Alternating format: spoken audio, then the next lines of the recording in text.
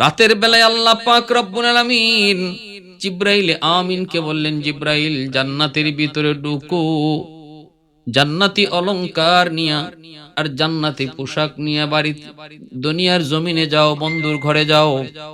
আমার বন্ধুর মেয়ে ফাতেমা বান্ধবীর বিয়ের অনুষ্ঠানে যাবে, জান্নাতি পোশাক পরে। এক ইহুদির মেয়ের সাথে ফাতুনে জান্নাত, এক ইহুদি মেয়ের সাথে খাতুনে জান্নাত ফাতেমা রাদিয়াল্লাহু তাআলা আনহার বন্ধুত্ব ছিল। ইহুদি মেয়েটা ছিল খাতুনে জান্নাতের বান্ধবী। বান্ধবীর বিয়ের তারিখ ধার্য হলো। বান্ধবীর বাবা ইহুদি, অনেক ধন সম্পদের মালিক। বান্ধবী সাফ সাফ জানাই দিতেছে, বাবা আমি বিয়ে বসবো, কিন্তু বিয়ের অনুষ্ঠানে আমার বান্ধবী ফাতেমা আসতে হবে। আমার ফাতেমা যদি, বান্ধবী ফাতেমা যদি বিয়ের অনুষ্ঠানে না আসে, আমি বিয়েতে রাজি নাই। ইহুদি লোকটা তখন বলতেছে, মা ফাতেমা কি? কয় কুরাইশ বংশের মেয়ে, বাবার নাম মোহাম্মদ, দাদার নাম আব্দুল্লাহ। তখনই ইহুদি কইতেছে, মানে আমি তো ভিআইপি, ভিভিআইপি, সম্পদশালী ধনী লোকদেরকেই শুধু তোমার বিয়েতে দাওয়াত করেছি, কোন গরিবকে এই বিয়ের অনুষ্ঠানে দাওয়াত দেই নাই। এদের বংশে কোন রাজা বাদশাহ আছে কিনা একটু জানো? বাবা জমিদার নিয়ে একটু জানো? ধনী না গরিব একটু আগে আগে আমাকে বলো।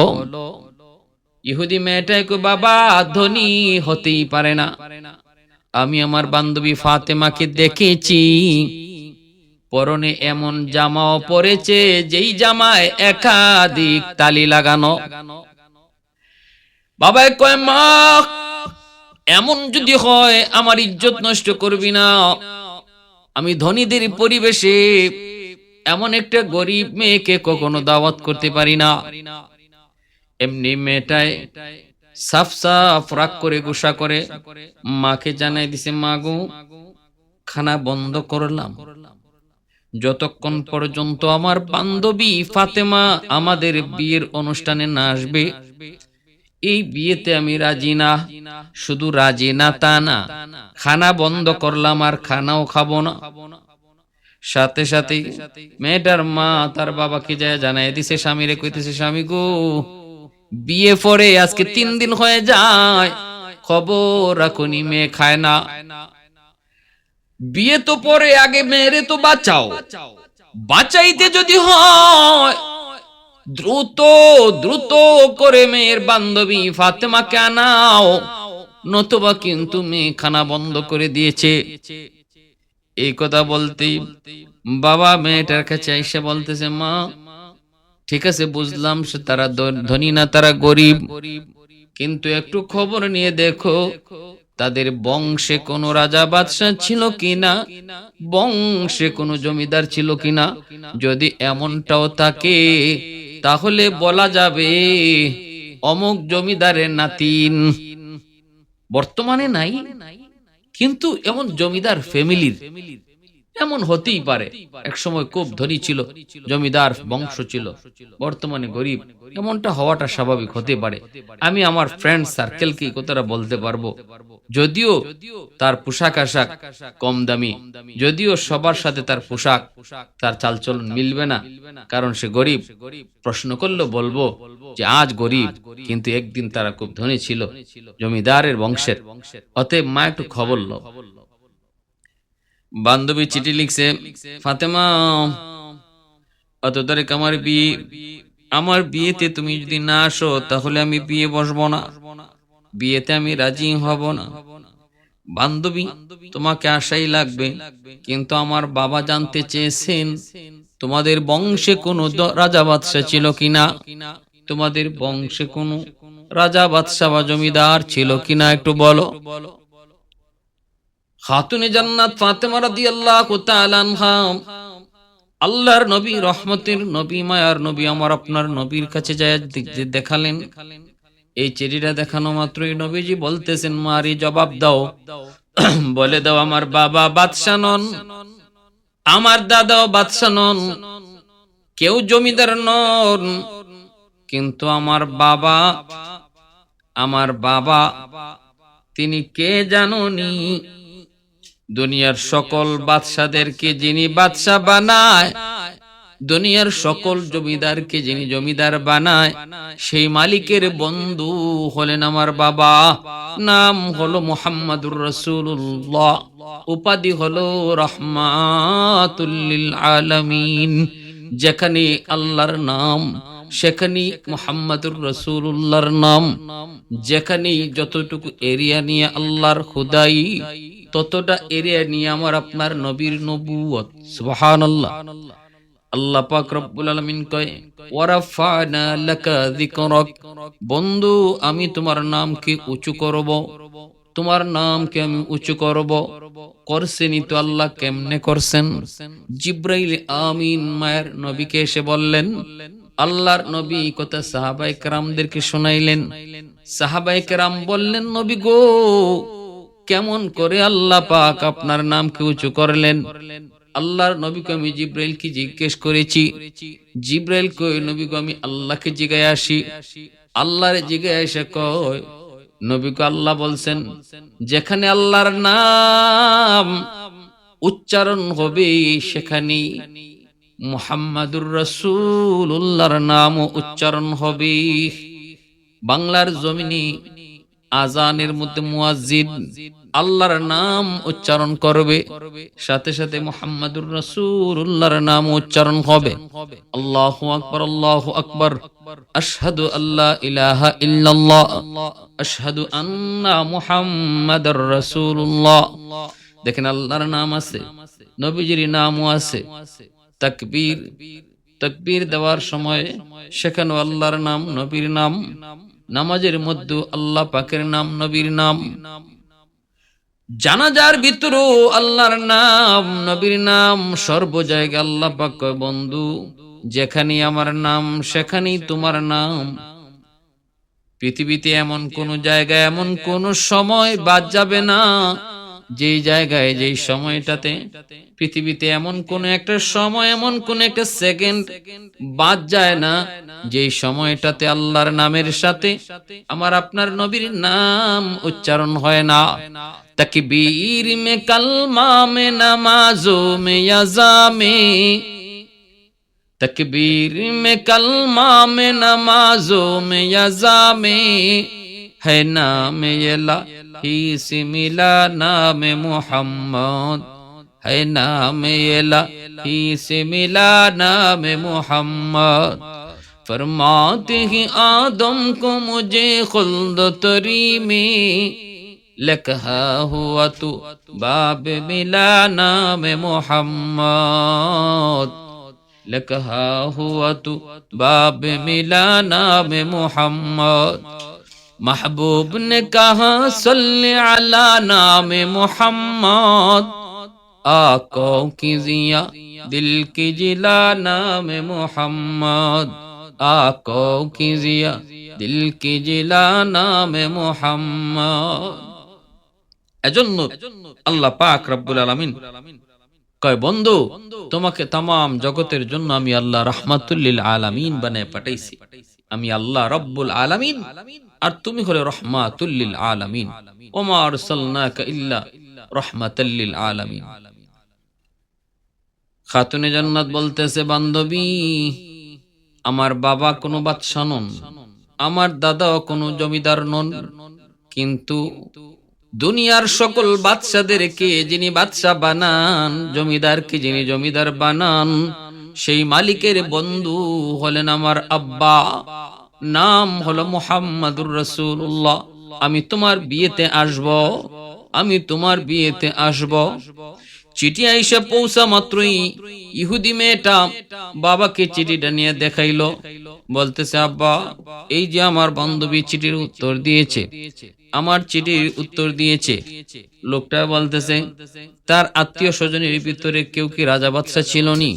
মেয়েটা কোনা গো বাবা, তার আত্মীয় স্বজন বাপ দাদা কেউ রাজা বাদশা বা জমিদার নাই।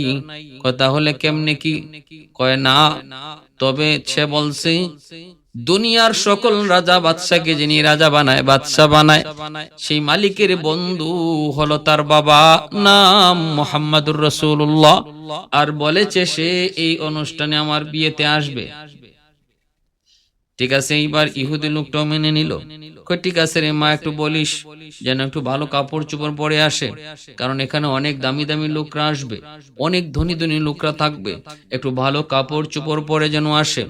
এইদিকে সকালবেলা খাতুনে জান্নাত তিনি বিয়ের অনুষ্ঠানে যাবেন, কিন্তু কি কাপড় পরে তিনি যাবেন এত বড় অনুষ্ঠানে?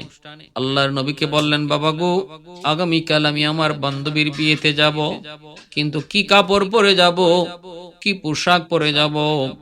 আল্লাহর নবীকে, মা অপেক্ষা করো।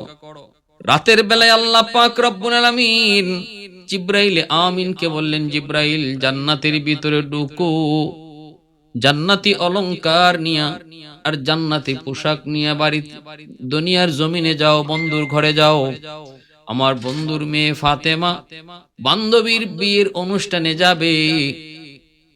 স্ট্যাটাস মিলে না, কাপড় কম দামি হলে এবার একটু কাপড় নিয়ে যাও, জান্নাতি কাপড়। ফাতেমা আগামীকাল বিয়ের অনুষ্ঠানে যাবে, বান্ধবীর জান্নাতি পোশাক পরে, জান্নাতি অলংকার পরে। আল্লাহ নবী বলতেছে, ফাতেমা, জিব্রাইল তোমার জন্য জান্নাতি পোশাক নিয়ে এসেছেন, জান্নাতি অলংকার তোমার জন্য নিয়ে এসেছেন, তোমার আগামীকালকে অনুষ্ঠানে যাবার জন্য। ফাতেমা সেই কাপড় নিয়ে সেজদায় পড়ে গেলেন, আল্লাহর শুকরিয়া আদায় করলেন। এত জান্নাতি দামি কাপড়, তাম দুনিয়ার সমস্ত ধন দৌলত যদি এক পাল্লায় রেখে দেওয়া হয়, জান্নাতি কাপড়ের, জান্নাতি পোশাকের একটা সুতার দামও হবে না। ভাইয়েরা বন্ধুদের জন্য বলছিলাম, যুবক, খাতুনে জান্নাত ফাতেমা সেই জান্নাতি পোশাক পরে, জান্নাতি অলংকার পরে তিনি যখন সে বিয়ের অনুষ্ঠানে যায় ঢুকলেন, বিয়ে বাড়িতে যায় ঢুকলেন, অন্যান্য মহিলারা যারা ছিল, বান্ধবীরা যারা ছিল, তারা তো অবাক অপলোক নয়নে তাকায় রয়েছে। এত দামি পোশাক জীবনে তারা পরবে দূরের কথা, কেউ কোনোদিন দেখেও নাই। শুধু দামি পোশাক নয়, খাতুনে জান্নাত সেই বিয়ে বাড়িতে ঢোকা মাত্রই এমন এক সুঘ্রাণ, পুরা বাড়িটা মোহিত হয়ে গেল, পুরা বাড়িটা জান্নাতি সুঘ্রাণে মোহিত হয়ে পড়লো। সবাই এক নয়নে, অপলক নয়নে ফাতেমার দিকে তাকায় রয়েছে। কোন আওয়াজ নাই, শব্দ নাই। বান্ধবীর কাছে গেল, বান্ধবী রিসিভ করলো, বান্ধবী কাছে বসাইলো। এবার বান্ধবী বলতেছে, ফাতেমা, কিভাবে সবাই তাকায় রয়েছে একটু দেখো। আমারে সবাই জিজ্ঞেস করতেছে, এই সুঘ্রাণ তুমি কোত্থেকে আনছো? এটা তো দুনিয়ার কোন সুঘ্রাণ মনে হয় না। আর এত দামি পোশাক কোন মার্কেট থেকে আনছো? এই দামি সুঘ্রাণ, এত সুমধুর, এত সুন্দর সুঘ্রাণ কোন মার্কেট থেকে আনছো? পোশাকটাই বা কোন মার্কেট থেকে আনছো? একটু তাড়াতাড়ি সবাই রে বলো। সবাই তো তাকায় রইছে। এই অবস্থায় খাতুনে জান্নাত বলতেছে, এটা দুনিয়ার কোনো মার্কেট নয়, এই পোশাকের মার্কেটের নাম হলো জান্নাত।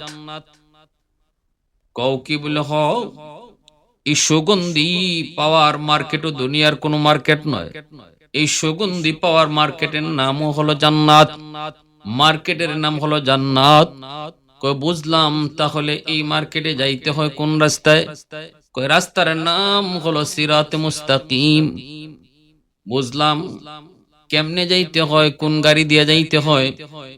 খাতুনে জান্নাত কয়, গাড়ির নাম হলো লা ইলাহা ইল্লাল্লাহু মুহাম্মাদুর রাসূলুল্লাহ। এই গাড়িতে না উঠা পর্যন্ত এই জান্নাতে যাওয়া যায় না, ওই মার্কেটেও যাওয়া যায় না। মুহূর্তের ভিতরে বিয়ের অনুষ্ঠানে যতগুলি ইহুদি মহিলা ছিল সবাই কালেমা পড়ে মুসলমান হয়ে গেল। এজন্য রে ভাইরা, যুবক, अल्लाह पाक रब्बुल आलमीन को यासीन से मौला ने कभी उनको पुकारा, यासीन से मौला ने कभी उनको पुकारा, हामीम कभी और कभी तौसीन इशारा। ए रमज़ है कुछ आशिक माशूक के माबैन, समझाए जिन्हें खल्क में एक सरवर कौनैन, समझाए जिन्हें खल्क में एक सरवर कौनैन। তাহলে যেখানে ইহুদিরা পর্যন্ত ফাতেমার দাওয়াত চায়, ফাতেমার একটু শুভাগমন চায়, ফাতেমার একটু ধুলা পায়ের ধুলা চায়, সেখানে ফাতেমা রাদিয়াল্লাহু তাআলা আনহার বোন উম্মে কুলসুম ধনী হওয়ার কারণে গরিব বোনকে দাওয়াত দেয় নাই, আর সব খাবার পাথর হয়ে গেছে, এই বইলে জারি গানে যে ঘটনা কোয়া হয় এটা সম্পূর্ণ ভুয়া, সম্পূর্ণ বানোয়াট, সম্পূর্ণ মিথ্যা। আলী রাদিয়াল্লাহু তাআলা আনহুর সাথে হযরত উসমান গনি রাদিয়াল্লাহু তাআলা আনহুর কত সুসম্পর্ক ছিল, দুই ফ্যামিলির সাথে কত সুসম্পর্ক ছিল। আলী রাদিয়াল্লাহু তাআলা আনহু বিয়ে করতে পারেন না, খাতুনে জান্নাত ফাতেমা রাদিয়াল্লাহু তাআলা আনহাকে মোহর দিতে পারেন না, মোহর দেওয়ার মতো সামর্থ্য নাই। আল্লাহর নবী আলীর কাছে বিয়ে দিবেন, আলী প্রস্তাব পেশ, তিনি আকাঙ্ক্ষা পেশ করছেন, কিন্তু নবী বলতেছেন আলী তুমি আমার ফাতেমারে যে বিয়ে করবা মোহর আসেনি। আলী রাদিয়াল্লাহু তাআলা আনহু বলেন নবী গো মোহর কোত্থেকে আসবে, এই মাত্র না আপনার ঘর থেকে খাইয়া বের হইলাম, আবার রাত্রে গিয়া খাইমু, মোহর দিমু কোত্থেকে? আল্লাহর নবী কয় মোহর ছাড়া বিয়া করবা কেমনে? আলী রাদিয়াল্লাহু তাআলা আনহু বলে নবী গো তাহলে কি করব, কপালে বিয়া নাই? রাসূল কয় না, একটা যুদ্ধের বর্ম আছে তোমার, এই যুদ্ধের বর্মটা নিয়ে তুমি বাজারে বিক্রি করো, যা পাইবা তাই তুমি তোমার মোহর হবে। রওনা দিয়ে দিবেন, রাস্তায় পাইছেন হযরত উসমান গনি রাদিয়াল্লাহু তাআলা আনহু। হযরত উসমান গনি বুঝায় শোনায় আলীকে পাঠাইছিলেন বলে যাও বিয়ার প্রস্তাব দাও, মনে হয় নবীজি তোমার অপেক্ষা করেন। আমরা অনেকেই ফাতেমার জন্য প্রস্তাব দিয়েছে, নবী কারো কাছে বিয়ে দেন না, নবী কারো কাছে অনুমতি দেন না, মনে হয় নবী তোমার অপেক্ষায় আছেন। আলী বলেন অসম্ভব, এটা আমার পক্ষে সম্ভব না, আমি ভয় পাই, নবীর ঘরে খাই, নবীর ঘরে ঘুমাই, সেখানে আবার নবীর মেয়ে ফাতেমার জন্য বিয়ের প্রস্তাব দিব কোন সাহসে? হযরত উসমান বলেছিলেন আলী যাও, সাহস নিয়ে সামনে আগাও, আমরা পিছনে আছি, বিপদ দেখলে আমরা সামলাইমু। কিন্তু একজন বিপদের সময় কাছে নাই, সবাই কিন্তু ভাগছেন। আলীকে নবী হাত জড়ায় ধরছেন, আর নবী বলতেছেন আলী বলো কি কথা নিয়ে এসেছিলা? বলে নবী গো আপনি ফাতেমাকে বিয়ের ঘোষণা দিছেন, আমি একজন প্রার্থী। নবীজি খুশি হইছেন। আল্লাহ নবী আলী আমিও মনে মনে এটাই চাইছিলাম, কিন্তু আলী রাদিয়াল্লাহু তাআলা আনহু পিছনে তাকায় দেখেন যতজন তারে বুঝে শুনে সাহস দিয়া পাঠাইছিলেন নবীজির কাছে একজনও পিছনে নাই, ওসমান গনিও নাই। এজন্য হযরত আলী যখন বাজারে যাইতেছেন যুদ্ধের বর্মটা নিয়া, ওসমান গনিরে পায়া আলী বলতেছেন, ওসমান গনিরে পায়া আলী বলতেছেন আপনি আমারে ফাটাইলেন, গেলেন কই? আসিলাম তো পাশে, এখন কই যাও? কই যুদ্ধের বর্ম নিয়ে যাইতেছি, এটা বিক্রি করে মোহর দিব। হয়তো উসমান গনি কয় আমার কাছে বিক্রি করো, নেও টাকা। তিনি টাকা দিয়া এই যুদ্ধের বর্মটা কিনে নিলেন, আর এই বর্মটাই আবার হযরত উসমান গনি রাদিয়াল্লাহু তাআলা আনহু আলীর বিয়েতে তিনি উপহার দিয়ে দিলেন। তাহলে যুদ্ধের বর্ম পাইলেন, আবার মোহরের টাকাও পাইলেন। কে ব্যবস্থা করলেন? হযরত উসমান গনি রাদিয়াল্লাহু তাআলা আনহু। তো উসমান গনি রাদিয়াল্লাহু তাআলা আনহু যে এত বড় উদার দিলের মানুষ, মদিনার মানুষ দুর্ভিক্ষে পড়ল, সে উসমান গনি মদিনার মানুষের মধ্যে বিনামূল্যে খাদ্য বিতরণ করছেন, একটা পয়সাও নেন নাই। অথচ মদিনার ব্যবসায়ীরা কইছিল উসমান এক পয়সা করে লাভ নাও, টাকার পাহাড় হয়ে যাবে। হয়তো উসমান গনি কইছিলেন অসম্ভব, আমি ব্যবসা একজনের সাথে করছি, ইনি 1 টাকা লাভ না, ইনি আমারে 10 টাকা লাভ দিতেন। হাসানাতি ফালাহু আশরু আমসালিহা, আল্লাহ পাক কয় 1 টাকা আমারে দিবা, তোমার 10 টাকা আমি দিব। সেই মালিকের সাথে আমি ব্যবসা করছি। ওসমান গনি মদিনার মানুষের মাঝে সকল সম্পদ তিনি বিনামূল্যে বিতরণ করছিলেন। 100টা উট বুঝাই করা খাদ্যশস্য মদিনার অভাবী দুর্ভিক্ষ মানুষের মাঝে বন্টন করছেন। যে উসমান গনি এতটা উদার দিলেন, যে উসমান গনি যার নামের শেষে গনি উপাধি লাগানো হয়েছে, সে উসমান গনির বিবি কে? তিনি উম্মে কুলসুম। আমার নবীর রক্তের সাথে যার রক্তের মিল, আমার নবীর রক্ত যার রক্ত শরীরে রয়েছে, সে উম্মে কুলসুম রাদিয়াল্লাহু তাআলা আনহা। তিনি তার বোন ফাতেমা রাদিয়াল্লাহু তাআলা আনহা, যিনি জান্নাতের সকল মহিলাদের সরদারিনী, যার দাওয়াত পাওয়ার জন্য বিধর্মীরা পর্যন্ত আকাঙ্ক্ষা পেশ করে, সেই বোনকে গরিব হওয়ার কারণে দাওয়াত দেন নাই, আর সব খাবার পাথর হয়ে গেছে। এই ঘটনাটা যারা বলবে তাদের ঈমান থাকবে না, যারা শুনবে তাদের ঈমান থাকবে না, কারণ এটা নবী পরিবারের উপর কঠিনভাবে আক্রমণ হয়। আমার নবীর বংশের শান মান ইজ্জত নষ্ট হয়। আল্লাহ আমাদের সবাইকে বুঝার তৌফিক দান করুন।